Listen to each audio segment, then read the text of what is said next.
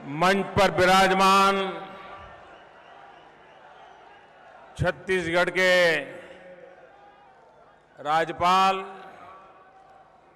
श्रीमान बलराम दास जी टंडन, छत्तीसगढ़ के जनप्रिय मुख्यमंत्री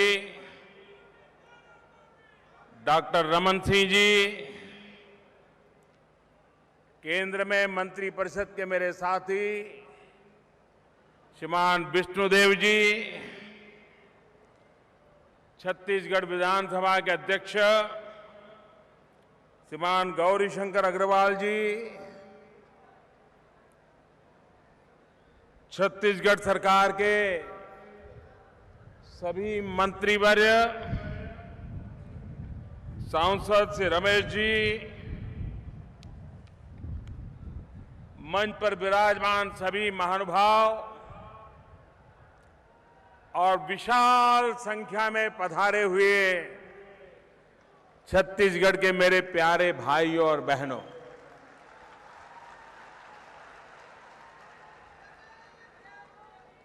अभी तो देश दीपावली के त्योहार में डूबा हुआ है। सब दूर दिवाली मनाई जा रही है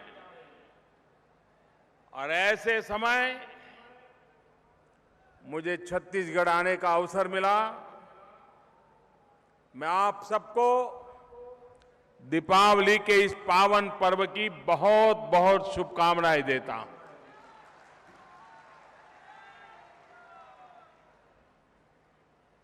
आज मेरा एक विशेष सौभाग्य है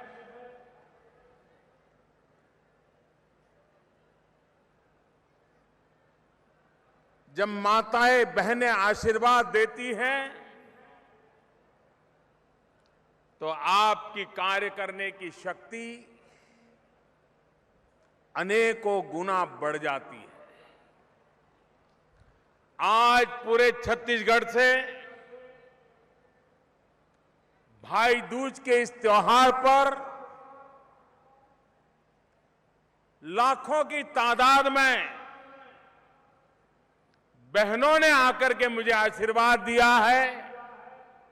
विशेषकर मेरी आदिवासी बहनों ने मुझे आशीर्वाद दिया है। मैं इन सभी बहनों को नमन करता हूं और मैं आपको विश्वास दिलाता हूं, आपका ये भाई मां भारती के कल्याण के लिए, 125 करोड़ देशवासियों की भलाई के लिए आपके आशीर्वाद से कार्य करने में कोई कमी नहीं रखेगा।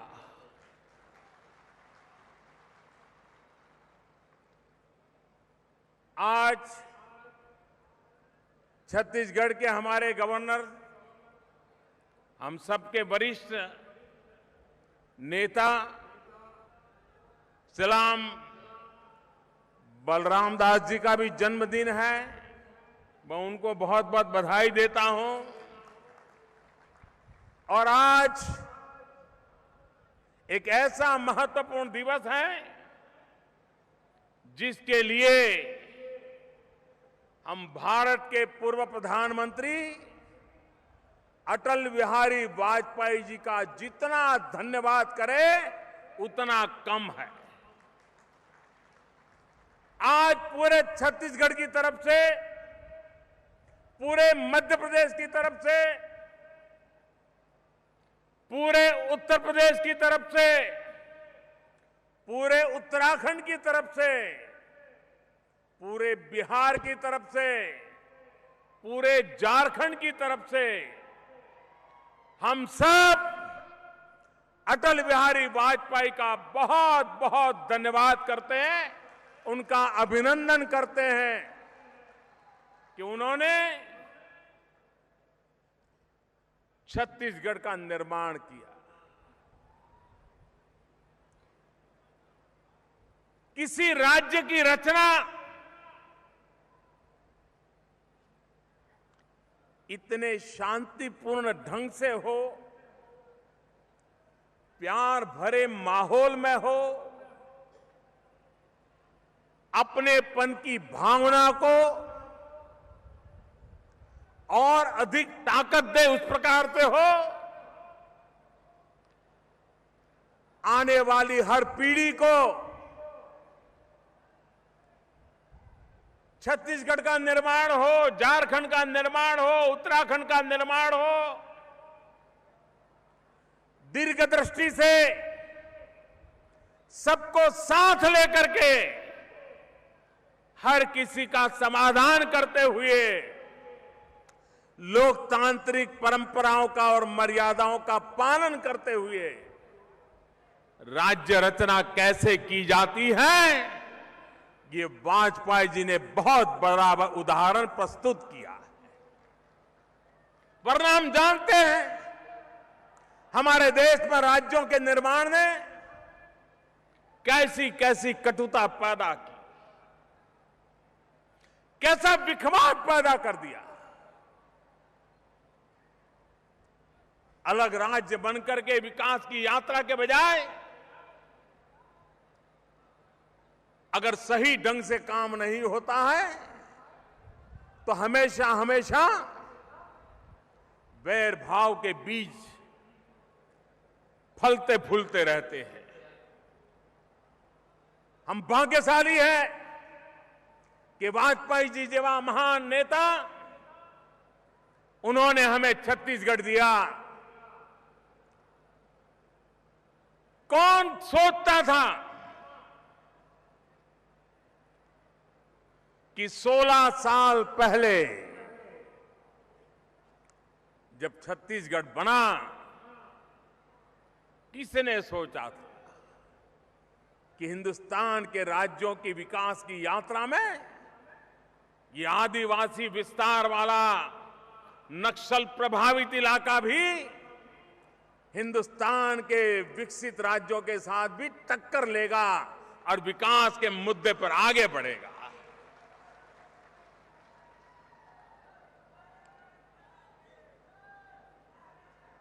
तेरह साल तक डॉक्टर रमन सिंह जी को सेवा करने का मौका मिला।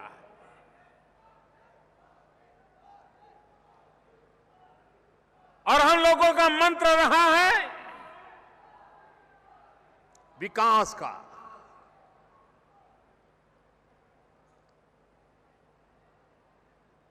देश की हर समस्या का समाधान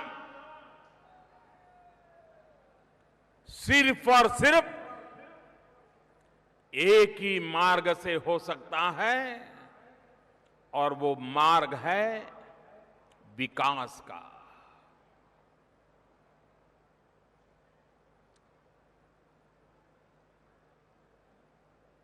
हमें जहां जहां सेवा करने का अवसर मिला है, उन सभी राज्यों में और वर्तमान में भारत सरकार में हम विकास के पथ पर आगे बढ़ने का पूरा समर्पित भाव से प्रयास कर रहे हैं। आज मेरा ये भी सौभाग्य है कि हम सबके मार्गदर्शक, जिनके चिंतन की आधारशिला पर, उनके चिंतन के प्रकाश में हम हमारी नीतियां बनाते हैं, रणनीति तैयार करते हैं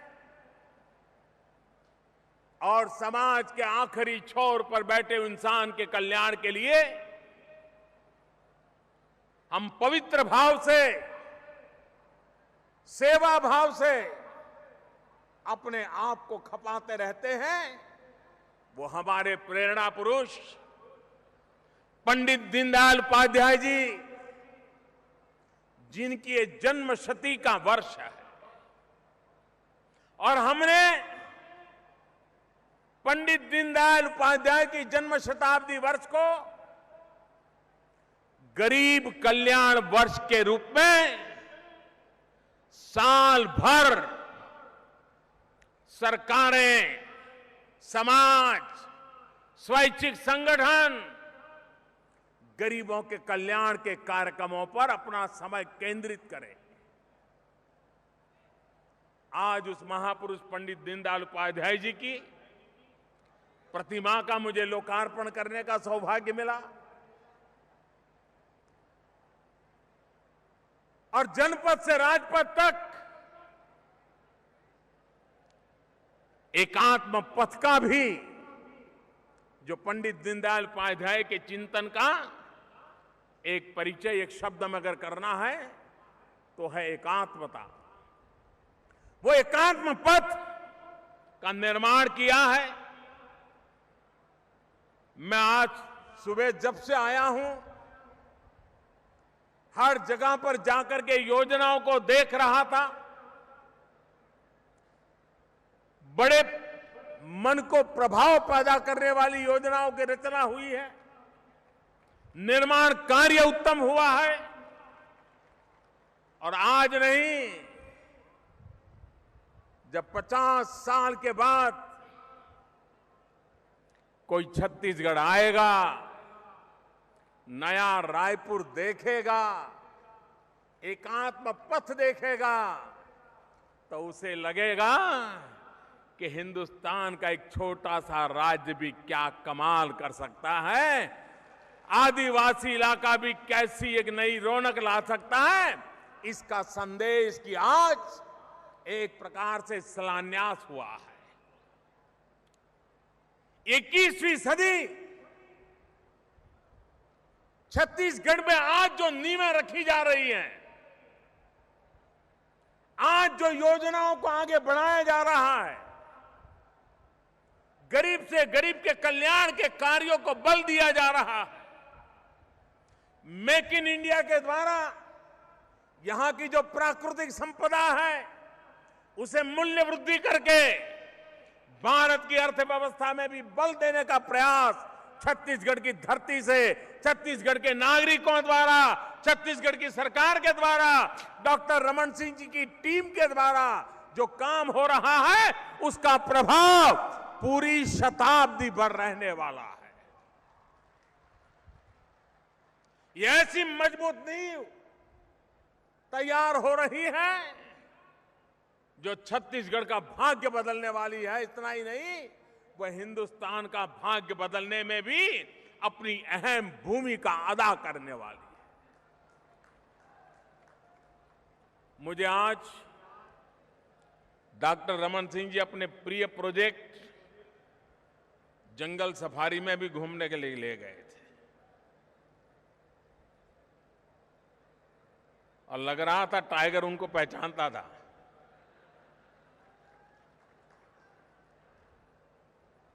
आंख में आंख मिलाने के लिए चला आया था।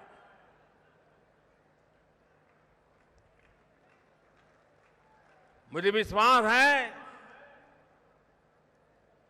कि न सिर्फ छत्तीसगढ़ के लोग, देश के अन्य भागों से भी टूरिज्म की दृष्टि से ये प्राकृतिक माहौल में तैयार किया गया जंगल सफारी को देखने के लिए लोग आएंगे। टूरिज्म के विकास की बहुत संभावनाएं हैं और छत्तीसगढ़ के पास टूरिज्म को बल देने के लिए अंतर्निहित बहुत सी ताकत पड़ी हुई है।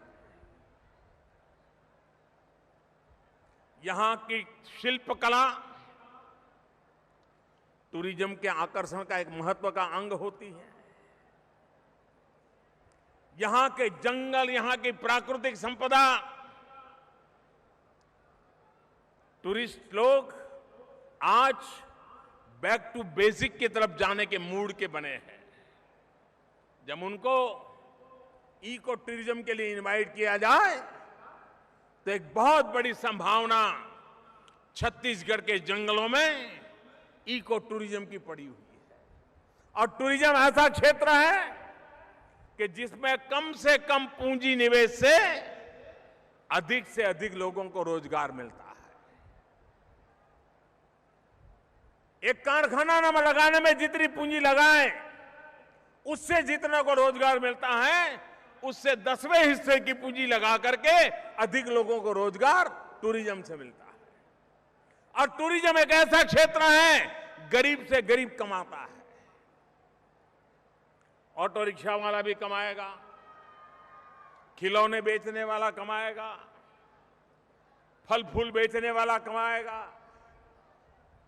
चॉकलेट बिस्किट बेचने वाला कमाएगा, चाय बेचने वाला भी कमाएगा।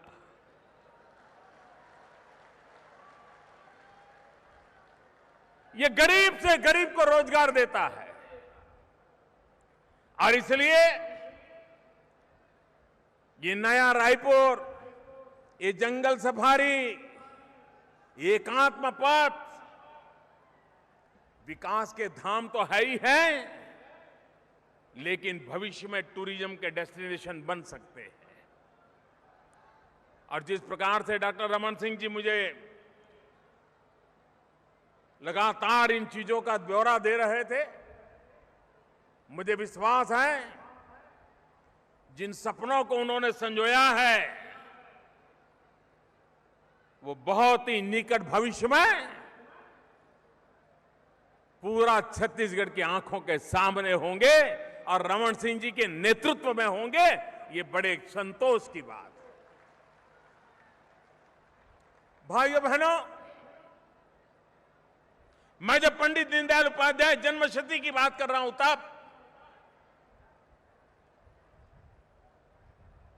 इस देश में गरीबी को मिटाने के लिए, गरीबी से मुक्ति के लिए केंद्र हो, राज्य हो, पंचायत हो या पालिका हो, हम सबने मिलकर के पूरी ताकत लगा करके गरीबी से मुक्ति का जंग कंधे से कंधा मिला करके लड़ना है। और गरीबी से मुक्ति का मार्ग गरीबी में जिनको जिंदगी गुजारनी पड़ी है उनको सौगातें बांट करके नहीं हो सकता है, उनको सामर्थ्यवान बनाने से हो सकता है। अगर उससे शिक्षित किया जाए, उसे हुनर सिखाया जाए, उसे कार्य करने के लिए औजार दिए जाए, उसे काम करने का अवसर दिया जाए, तो सिर्फ वो अपने परिवार की गरीबी हटाएगा ऐसा नहीं, वो अड़ोस पड़ोस के भी 2 परिवारों की गरीबी हटाने की ताकत उसमें आ जाती है। और इसलिए एम्पावरमेंट ऑफ पुअर, उस दिशा में हमने काम को बल दिया है। हम जानते हैं गरीब बच्चों को सरकार की योजनाएं तो चलती हैं टीकाकरण की, आरोग्य के लिए, लेकिन उसके बावजूद भी जो मां पढ़ी लिखी है, थोड़ी जागरूकता है, वहां के स्थानीय लोग थोड़े सक्रिय हैं, तो टीकाकरण हो जाता है। गरीब का बच्चा आने वाली बीमारी से बचने के लिए सुरक्षा कवच प्राप्त कर लेता है। लेकिन अभी भी हमारे देश में अशिक्षा है। गरीब मां को पता नहीं है बच्चे को क्या क्या टीका लगवाना होता है, और लाखों बच्चे सरकारी योजनाएं होते हुए भी, बजट का खर्च होते हुए भी टीकाकरण से बच जाते थे। हमने एक इंद्रधनुष योजना बनाई है। इस इंद्रधनुष योजना के तहत रूटीन में टीकाकरण होता है, वहां अटकना नहीं है। गांव गांव, गली गली, गरीब गरीब के घर जाकर के खोजना है कौन बच्चे हैं जो टीकाकरण से छूट गए। मेहनत पड़ रही है, लेकिन हमारे सारे साथी लगे हैं और लाखों की तादाद में ऐसे बालकों को ढूंढ के निकाला और उनका टीकाकरण करके उनके आरोग्य के लिए ताकत देने का प्रयास हमने किया है। सफलतापूर्वक अभियान चलाया है। सिर्फ योजना आंकड़ों से नहीं, परिणाम से प्राप्त करने तक जोड़ना, इस पर हमने बल दिया है। एक जमाना था पार्लियामेंट के मेंबर को 25 गैस कनेक्शन की कूपन मिला करती थी और सैकड़ों लोग, बड़े बड़े लोग उन एमपी साहब के अगल बगल में घूमते रहते थे। कह रहे साहब जरा एक गैस कनेक्शन की कूपन दे दीजिए, घर में गैस कनेक्शन लाना है। बड़े बड़े लोग सिफारिश लगाते थे और कभी अखबारों में आया करता था कि कुछ एमपी तो ये गैस की कूपन ब्लैक में बेच देते थे, ऐसी भी खबरें आती थी। गैस कनेक्शन पाना कितना कठिन था, ये बहुत पुरानी बात नहीं है। 10-15 साल पहले भी लोग इसकी चर्चा करते थे। भाइयों बहनों, मैंने बीड़ा उठाया है कि मेरी गरीब माताएं जो लकड़ी के चूल्हे जला करके धुएं में अपनी जिंदगी गुजारती है। एक गरीब मां जब लकड़ी का चूल्हा जला करके खाना पकाती है तो 400 सिगरेट जितना धुआं उसके शरीर में हर दिन जाता है। आप कल्पना कर सकते हैं कि गरीब मां अगर हर दिन उसके शरीर में 400 सिगरेट का धुआं जाएगा तो उस मां की तबीयत का हाल क्या होगा, उन बच्चों का क्या हाल होगा और मेरे देश के भविष्य का क्या हाल होगा। क्या हम हमारी गरीब माताओं को ऐसी जिंदगी जीने के लिए मजबूर करते रहेंगे? क्या उनको उनके नसीब पर छोड़ देंगे? हमने बीड़ा उठाया है। आने वाले 3 साल में इन गरीब परिवारों में 5 करोड़ परिवारों में लकड़ी के चूल्हे और धुएं से मुक्ति दिला करके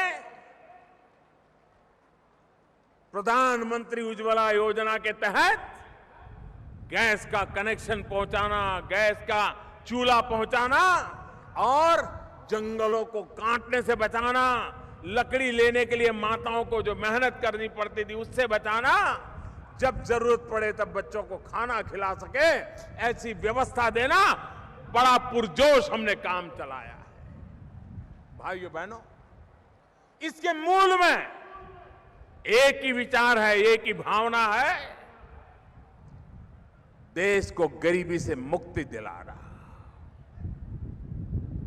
भाइयों बहनों, हम मेक इन इंडिया का अभियान चला रहे हैं। क्यों? हमारे देश के पास नौजवान हैं, इनके पास मजबूत भुजाएं हैं, दिल भी है, दिमाग भी है। अगर उनको अवसर मिले तो दुनिया की उत्तम से उत्तम चीज बनाने की ताकत ये हमारे नौजवान रखते हैं। उनको हुनर सिखाना है। अगर हुनर सिखाया, स्किल डेवलपमेंट किया, मेरे नौजवान अपने पैरों पर खड़े रहने की ताकत रखते हैं। हमारी सरकार बनने के बाद हमने स्किल डेवलपमेंट का अलग मंत्रालय बनाया, अलग मिनिस्टर बनाया, अलग बजट आवंटित किया और पूरे देश में सरकार के द्वारा, राज्यों के द्वारा, केंद्र के द्वारा, उद्योग ग्राहकों के द्वारा, पब्लिक प्राइवेट पार्टनरशिप द्वारा जो भी मॉडल जहां पर लागू हो सकता है लागू करके स्किल डेवलपमेंट का बड़ा अभियान चलाया है। ये स्किल डेवलपमेंट किसके लिए है? सुखी परिवार के बच्चे तो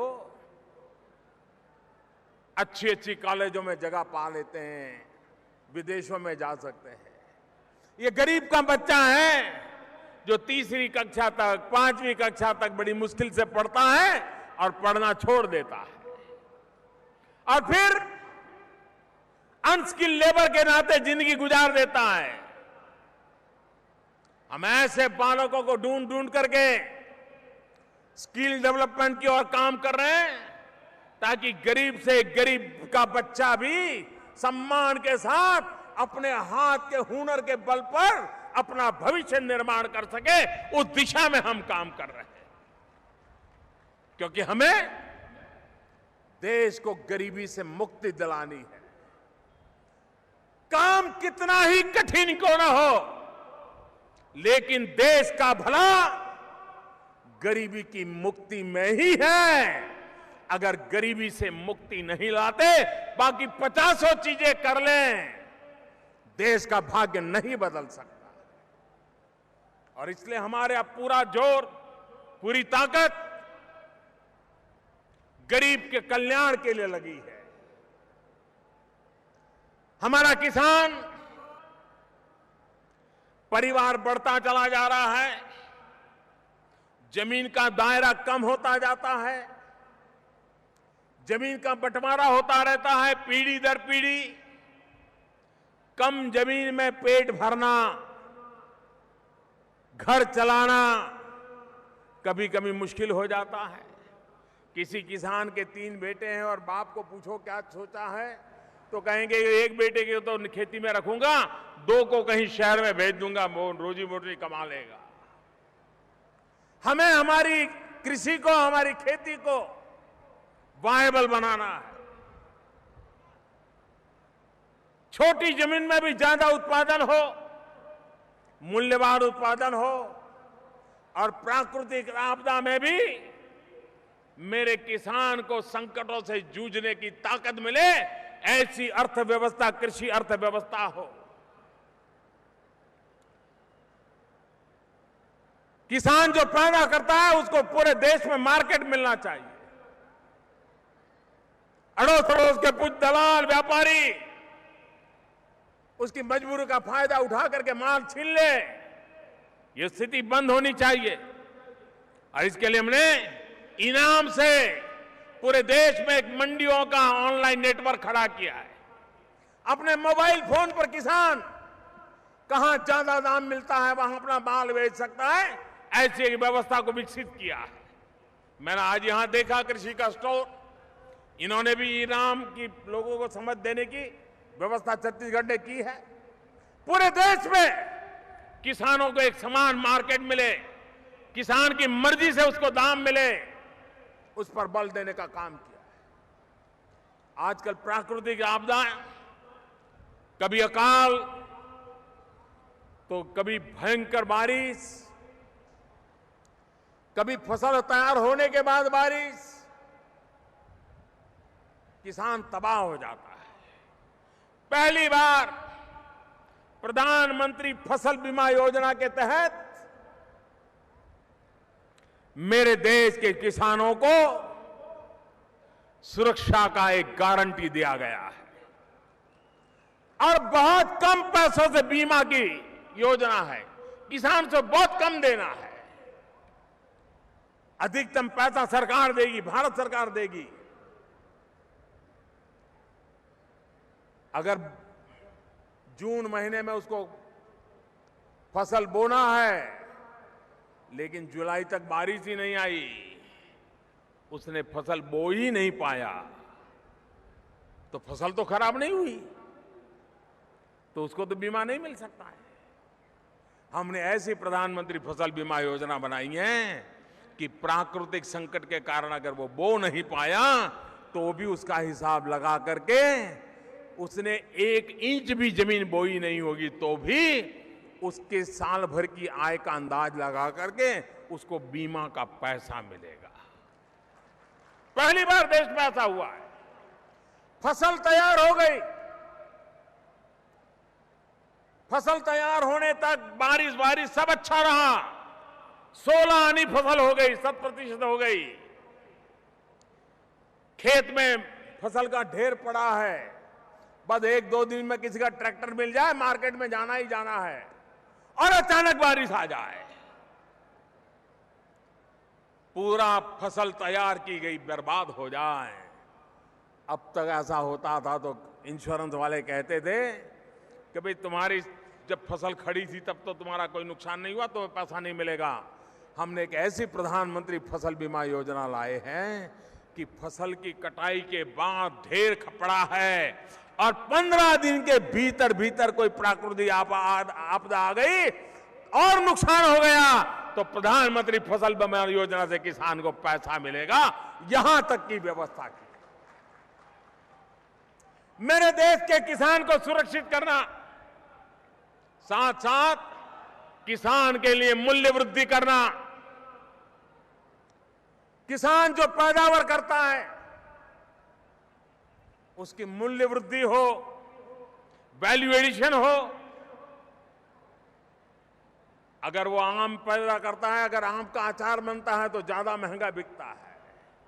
अगर वो टमाटर पैदा करता है लेकिन टमाटर का केचप बनता है तो ज्यादा महंगा बिकता है।